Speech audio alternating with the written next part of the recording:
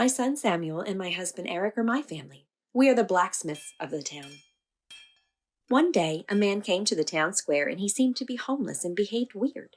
When anyone approached to help him, he would rally against people angrily to drive them away. My husband Eric witnessed this situation and didn't want to sit back and do nothing.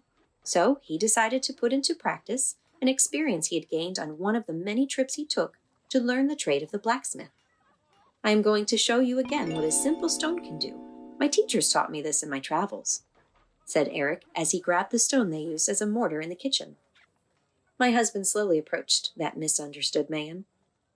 Do you want to see how we can make food out of this stone? Said my husband as he handed the stone to that man who, after hearing something so absurd, aroused his curiosity to know how a stone can grow food.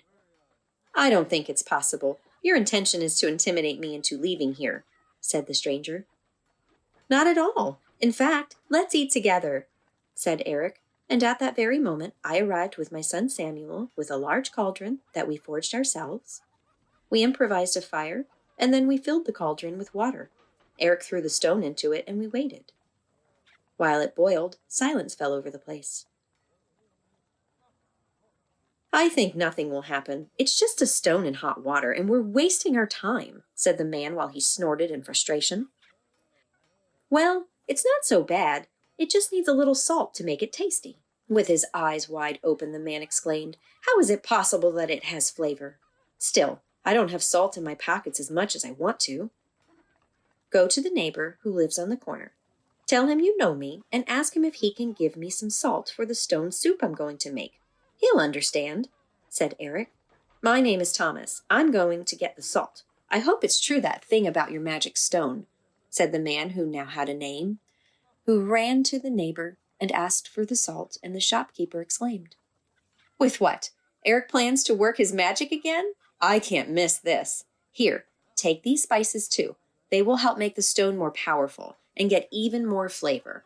I'll tell the others so they can help.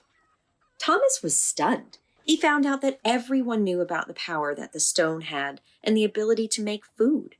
He came around and ran to Eric, gave him the salt and the other spices. Eric threw the spices into the cauldron, and after a while, he smelled food. He was still shocked by what was happening, since a lot of people had arrived to participate in that great event, and they looked very happy. He could not be more amazed. There are people energizing the power of the stone. It's like everyone knows its power, and it smells so good. That really is a true magic stone, Thomas thought.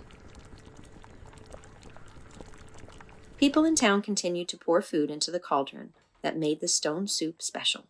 Tomatoes, onions, potatoes, chicken, oregano, cilantro, meat, and many other ingredients. My son helped maintain the fire burning.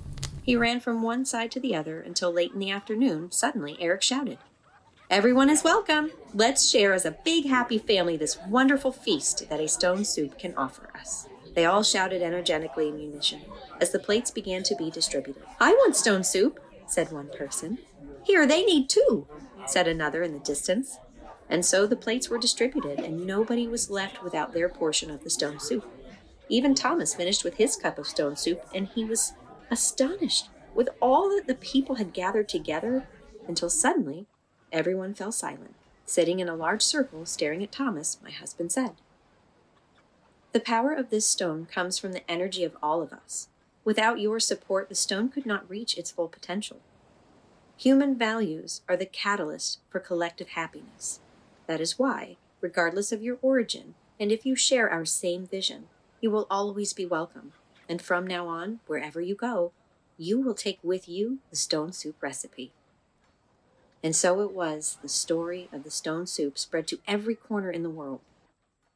Thomas became a nomad, sharing this recipe in the places he visited and where his teaching was most needed.